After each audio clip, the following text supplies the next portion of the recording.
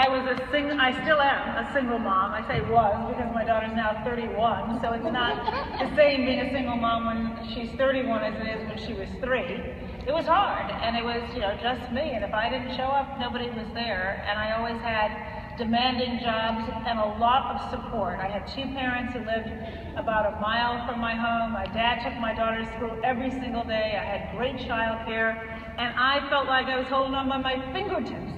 And so I always thought, well, if I was holding on by my fingertips and I had all the support, what about all those working moms out there who don't have a lot of support, who are working for minimum wage, who are working 2 jobs, who don't have parents that are available to them? Don't they deserve somebody fighting for them?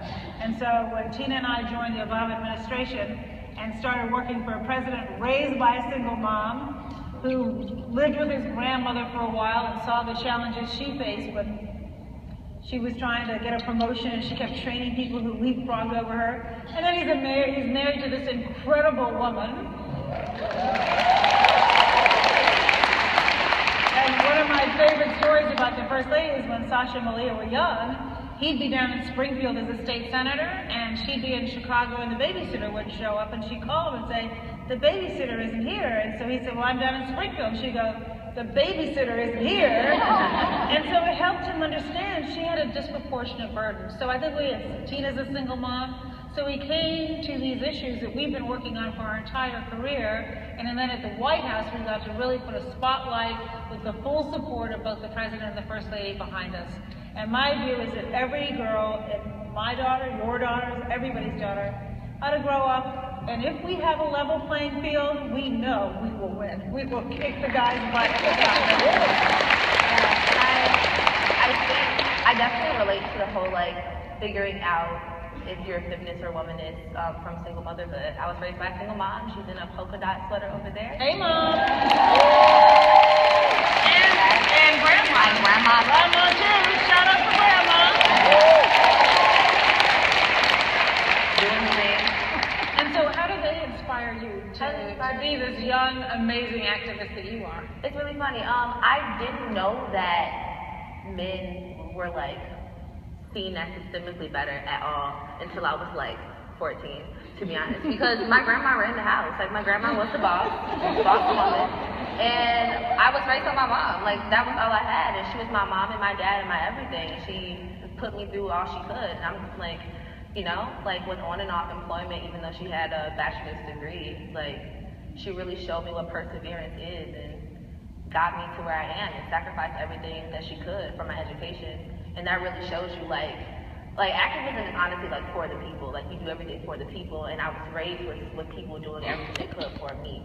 And that's important.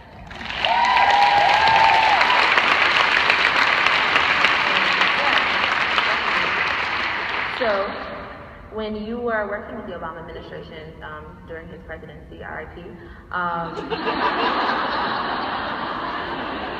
slip that in. You were working with criminal reform. Yeah, criminal justice reform, that's yeah, right. Yeah, definitely. Do you think there's been progress in that? Well, this is what I think. When people say over the last 8 years, what are my regrets? What are the things that we didn't get done?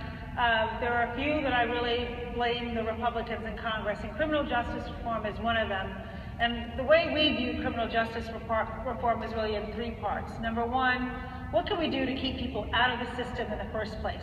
And we know, for example, in communities of color, there is a school-to-prison pipeline. There's a sexual assault to prison pipeline for women. The number of women incarcerated has gone up by 400% in the last 30 years.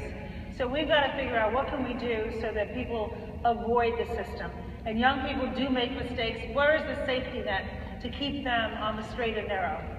Secondly, what are we going to do if you do get caught up in the system to make it fairer? And one of the priorities that we have is trying to get legislation through to reduce the mandatory minimum sentences for nonviolent drug offenders. Definitely. I've seen too many young people who got in trouble, 3 nonviolent offenses, which triggers mandatory life sentence. Come on now. Why are we throwing away lives of young people when what they really need is a good education, love, and a job? And if you give them that, they're going to be just fine. next one where we had 80 votes in the Senate. For any of you who know much about civics and much about politics, to get 80 votes in this Senate is nearly impossible. But we had it, and simply the leader of the Senate, Senator McConnell, wouldn't call it up to a vote, and so we were not able to get it done. But what I am hopeful about is that all across the country at the state level, where most of the people who are caught up in the system languish as a result of state laws, we are seeing changes. I was just in Connecticut with Governor Malloy, and he's a big advocate for reform. And so what can we do at the state level to really impact those sentences and give judges more discretion and hire prosecutors? And I know Kim Fox was here earlier, our state's attorney from Cook County, terrific young woman. And we want prosecutors who use their discretion appropriately and that just don't throw the book at you. And then the other big piece is when people are released, and 600,000 people across the country are released every year, what do we do to make sure that they get a job and they get back to taking care of their families?